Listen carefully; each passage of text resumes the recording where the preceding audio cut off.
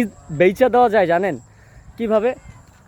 আপনাকে একটা উদাহরণ দেই। আপনি ইমাজিন করেন যে আপনি শৈশবে আছেন।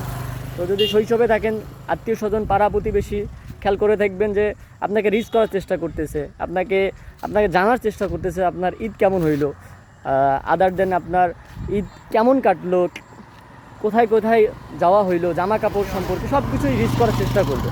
কিন্তু যখন 20+ হয়ে যাবে তারাই আপনাকে রিচ করবে, যে বা ওনারাই রেসপেক্ট করে বসবে যে আপনি কতটুকু দিলেন তাদেরকে। আদারওয়াইজ ওরা জানার চেষ্টা করবে, বা ওদের ওদের মানে ওরা ওরা চাইবে, তখন চাইবে সময়, টাকা পয়সা সব কিছুই তখন চাইবে।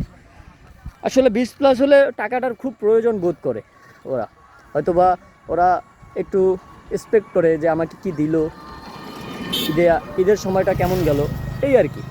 তো এই জন্য বলছিলাম যে আসলে ঈদ বেচা দেওয়া যায়, এরকম করেই বেচা দেওয়া যায় যে একটা সময় ওদের ঈদ আপনাদের কাছে বেচা দিত, এখন আপনার ঈদ তাদেরকে তাদের কাছে বেচা লাগে আর কি। এই হচ্ছে কথা। আসলে এভাবেও ঈদ বিক্রি করা যায়।